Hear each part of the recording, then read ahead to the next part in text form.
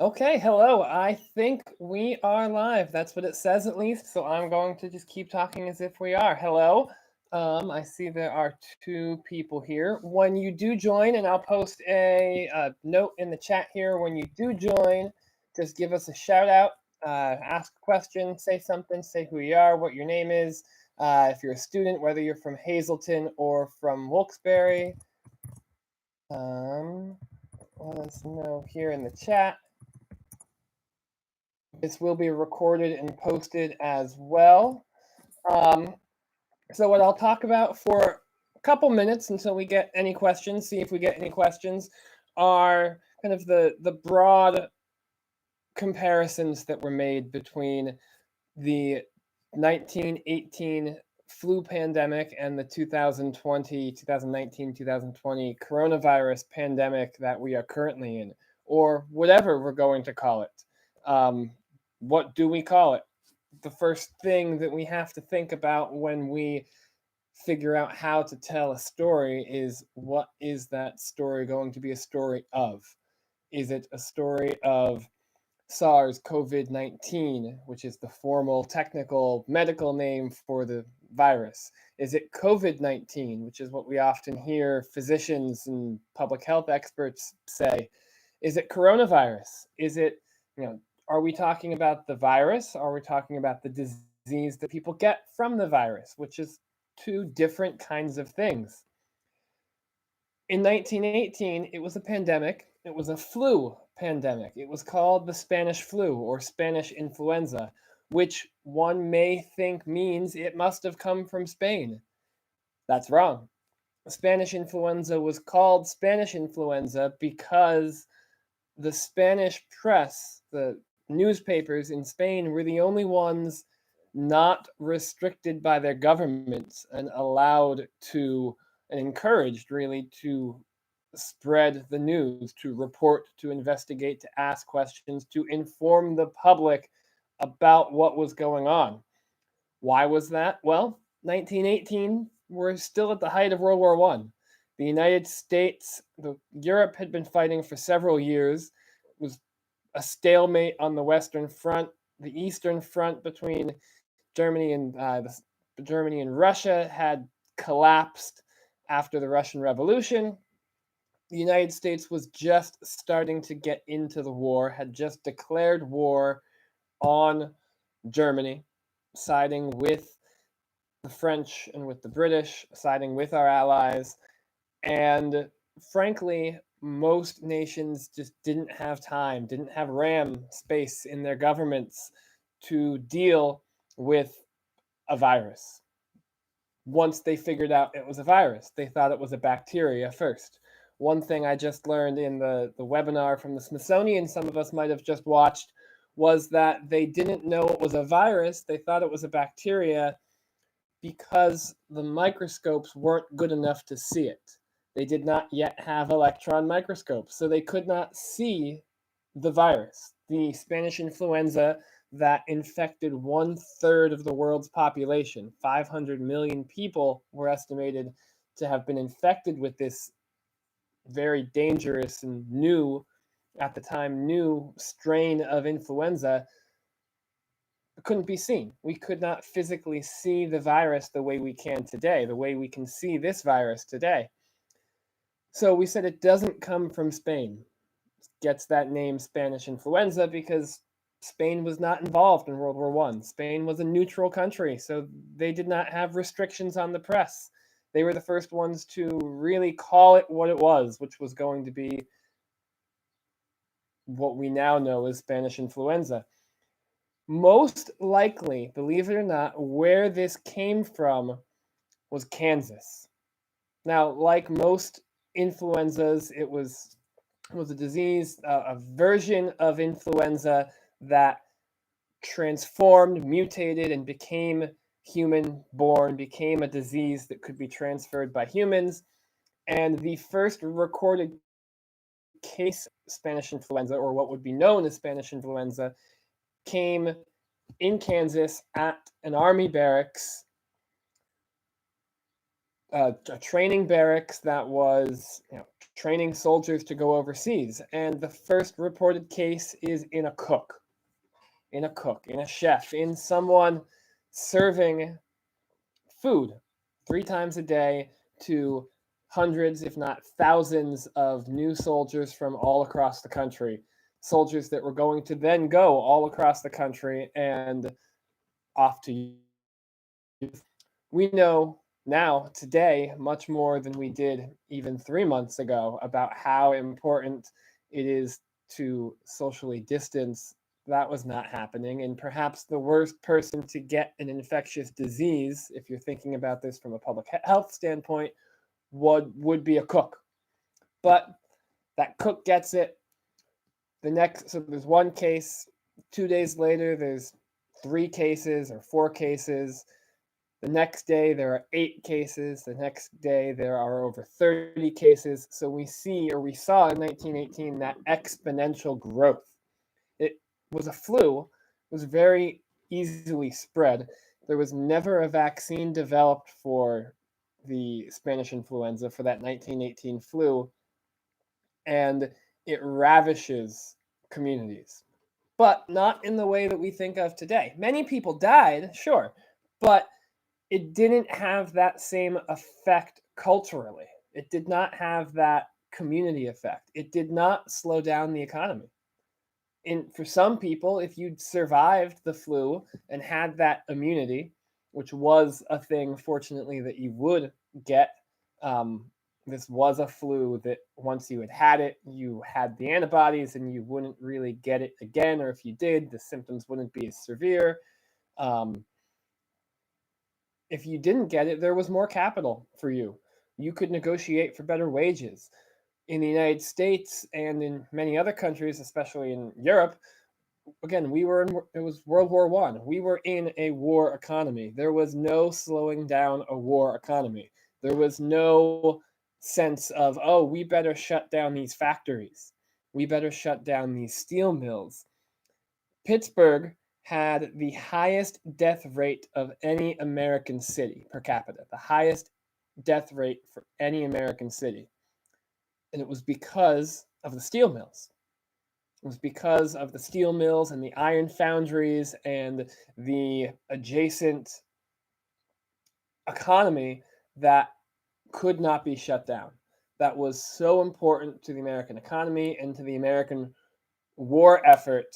And the numbers certainly weren't the highest, but by death rate, by rate of capita, yeah, it surprised me too that Pittsburgh was the highest. We often have seen in the news these last 2 months a lot of talk about Philadelphia.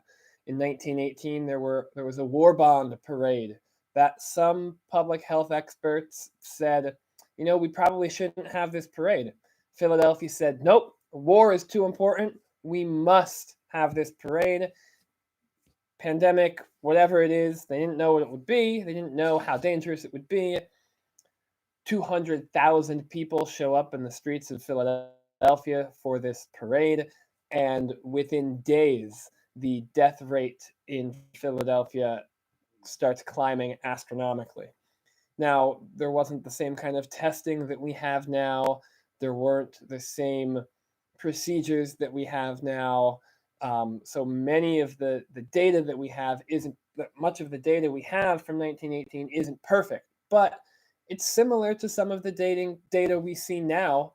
I was reading an article in the newspaper yesterday talking about how in New York City they're increasing their estimates for the number of deaths due to COVID-19, due to coronavirus in the month of February. The way they're doing that is by looking at last year's February, comparing it to this year's February. So comparing February 2019 to February 2020 and seeing how many more people died than you would typically expect. That's the kind of thing that historians and medical historians and public health historians go back and look at. You can look at funerals, you can look at death records, you can look at those sorts of things, even if the diagnosis on the death certificate was pneumonia or flu. It came from Kansas, not from Spain, but It gets known as the Spanish flu, and then it vanishes. It vanishes. We don't know why. Probably the scientists think it had something to do with the fact that one third of the population had it. So many people had been exposed to it, and fortunately, it was not a virus. It was not a flu that mutated into something more dangerous, more resistant. It didn't change, so it eventually just kind of went away on its own. There was no vaccine. Now, it could do that because it was a flu, and flus are different than other viruses, than our coronaviruses, which is what we're dealing with now. It's a different family of disease. It vanishes too from our history. I remember the only time when I was in high school learning about or even hearing about the Spanish influenza was when I was in a bookstore. I was at Barnes and Noble and ran into a friend who wanted to be a doctor, and she is a physician now out just outside of Pittsburgh. And she had in her hands a book about the Spanish influenza. And I still remember, and I've been thinking about seeing her with that book, and I was like, oh, you must really be into medicine to be reading, some very specific book that really doesn't have a lot to do with today. Little did we know that, obviously, that in 2020 we would be dealing with a similar thing. It's similar, but again, the similarities kind of, we can only go so far with the similarities. The mortality ages, the ages that suffered the highest mortality in the pandemic of 1918 were those less than 5 and those over 65. So those that we would expect to suffer from a flu, the same people that we are told, every year today to stay away from, to isolate from, to make sure that we are vaccinated, especially if we work with those at-risk populations under 5 and over 65. But those aged 20 to 40 years old also suffered greatly. In Pittsburgh, the ages in other industrial cities, 15 to 40 in the United States. That was the age group most hardly hit by the Spanish influenza. In part because of just the way the economy worked, the way that the way that society worked, the way that cultures were. So it added this extra level of death, this extra level of danger that we don't fortunately seem to see in our current coronavirus. We, of course, have some better ways of dealing with coronavirus than they did of Spanish flu. We know, for one thing, where it came from. We know we know where it came from. We know what it is. We have much more in the way of science and epidemiology. We, for that matter, have epidemiologists. There were maybe 10 in the United States in 1918, 1917, 1918. The CDC was not a thing. The Department of Health and Human Services was not a thing. President Woodrow Wilson said 0 words publicly about, I almost said about coronavirus, about the Spanish flu. Nothing. Nothing at all from the President of the United States. Even though we believe that he likely contracted the Spanish flu. He likely contracted influenza, pandemic influenza, when he was in Europe trying to negotiate a just and equitable end to World War I. He was making progress in Versailles, and then he was sick and never really recovered. One of the unfortunate side effects that was often ignored of the pandemic flu was this kind of mental malaise, this depression. It weighed on people. It had this kind of extra effect, and it also had cardiovascular complaints. It had cardiovascular effects. And our best estimates now are, or scientists' best estimates are, that the stroke that Woodrow Wilson would have, that would incapacitate him for the last year of his presidency was a byproduct of the Spanish influenza that he likely caught after World War I was over.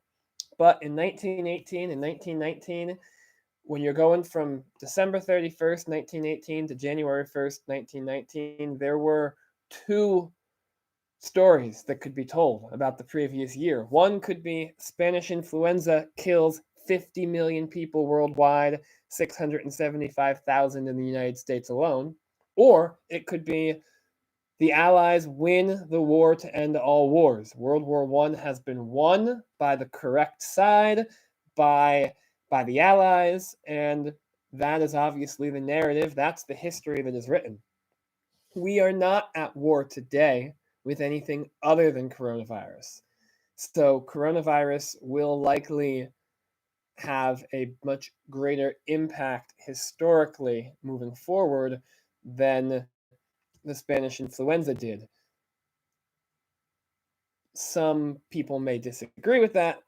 I myself might disagree with parts of that because we're in this minute by minute, age of 24-hour cable news. We're just trying to think of, when we can get a haircut, when we can get, when we can go to a movie, when we can go to the drive-ins, when we can go to the gym. These types of things, we seek public information. We're trying to find our way through rumor. We're trying to navigate all of the information that we have, and it's a blessing and a curse. It's a blessing to have this kind of information that we have in during 1917, 1918, there was a committee for public information that was in charge of spreading information from the US government. It was focused on the war and on rumor and disinformation. So the only things that they said about the Spanish influenza were dispelling some of the rumors. One of the rumors was that Bayer aspirin would give you the Spanish influenza. Bayer, of course, being a German company, and we were at war with Germany. There were also rumors, persistent rumors, that it was man-made, that it was Germans experimenting with biological warfare and using early U-boats, using submarines to spread it into American cities. Obviously, neither one of those were the case. The Smithsonian describes the pandemic as part of the dawning of an American century, which began with the victory in World War I. But the Spanish influenza was also a devastating event remembered at the level of the individual. There are people alive today whose grandmothers and grandfathers died from Spanish influenza or survived Spanish influenza. Most cities, most states, most countries really didn't do the things that we would have thought they would have done. San Francisco was the only major city that had a face mask ordinance, and you would be fined if you didn't wear a face mask. But beyond that, there wasn't really much done. People just went on with their lives. They felt that there were other things that were more important, like I said, the war effort and industry. People had to go to work. None of the Western European countries or the United States had the kind of social support systems that we have. There was no unemployment phone that you could call. There was no website you could go on. It also meant that if we would have had to socially isolate in 2008 or 1918, it really would have been isolation. Today we can do this. We can physically distance without socially isolating. That's why I hate the term social isolation. We're not isolating ourselves socially, we're just distancing ourselves physically. We have technology. We have these sorts of things to do, to use. So it's just a matter of how are we going to use it? What approach are we going to take? That's my thoughts for now. If anyone has any questions, you could put them in the chat box or any comments. I know it was. I see Cheryl. Yeah, Pittsburgh having the highest death rate really surprised me. That was something I wasn't expecting, mostly because Pittsburgh never really was, the kind of close knit city that like you would expect from Philadelphia, New York. So this will be available online in a day or two once the recording stops. We'll do another one of these in a week or two. We'll find a new topic, something else, related to this, some way of thinking about how do we tell this story. In 50 years, our grandkids are going to call us and ask, or they're going to video chat us, through our fingers and ask, what did you do? Did you isolate? How did you isolate? What did you do? Who did you talk to? And we're going to have an answer to that question. Thank you. Stay calm, stay home, stay safe. We'll see you soon. Bye.